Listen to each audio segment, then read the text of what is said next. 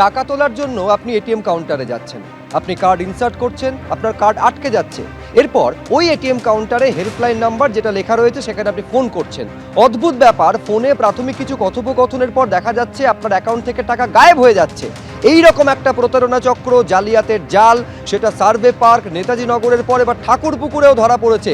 গোটা বিষয়টা এবার অনুসন্ধান করতে শুরু করেছে পুলিশ। এখন এই প্রতারণা চক্রটা চলছে কিভাবে, মোডাস অপারেন্ডি কি, পুরোটা আপনাদের সামনে বিস্তারিত ময়ূক ঠাকুর চক্রবর্তী বলতে পারবেন। ময়ূক।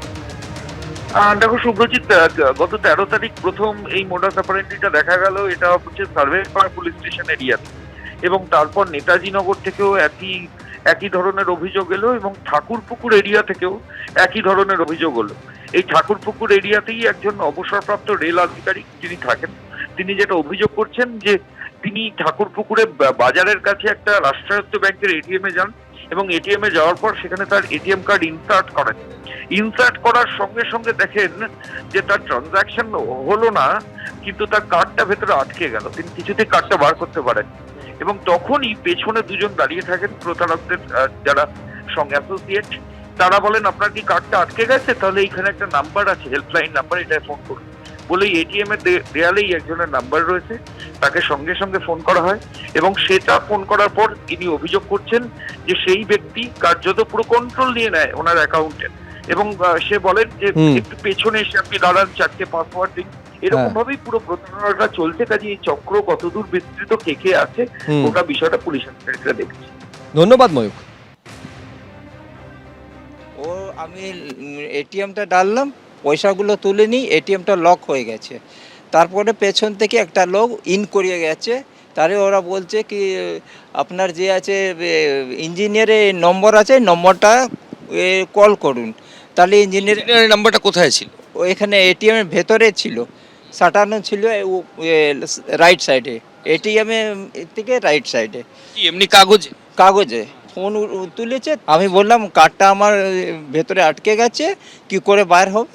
তারপরে আমাকে বললো কি যেরকম আমি বলছি ওই রকম আপনি করুন, তার কার্ডটা বাইরে হয়ে যাবে। কি এক হাত পেছনে যান, এটিএম থেকে পেছনে গেলাম, তারপরে বললো কি আপনার যে নম্বর আছে 4 ডিজিট নম্বর, ওটা করুন। আমি করেছি, মানে পিন নম্বর তারে করেছি। তারপরে বললো কি ক্লিয়ার করুন, ক্লিয়ার করেছি।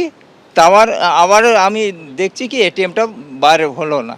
তারপরে আমি বললাম ওকে, আপনি তারাকতলা, আমার একটা লোক ওইখানে কাজ করছে, আজকে সানডে, এখানে তো লোক নেই। তারপরে আমি জিজ্ঞেস করলাম কি আপনার সিকিউরিটি নেই, কেউ নেই, এইরকম খোলা আছে? আর তো বলে হ্যাঁ আজকে তো সানডে আছে, সে আপনি তারাকতলা এসুন। তারপরে তারাকতলা গিয়ে তারপরে ওখানে লোকগুলো আমার কাজ করছে, ওখানে এটিএম একটা খারাপ হয়ে গেছে, আপনি ওখানে আসুন, ওকে নিয়ে তারপরে চলে আসবেন, তারপরে এটিএমটাও তুলে বার করে দেবে। তা আমি বললাম কি এটিএমটা ভেতরে আছে, তাহলে আমি ছেড়ে চলে যাব, তার কেউ এটিএমটা তো বার করে নেবে। তো বললো না আমি ডাইরেক্ট আপনাকে দেখছি, আমি লাইভ আছি।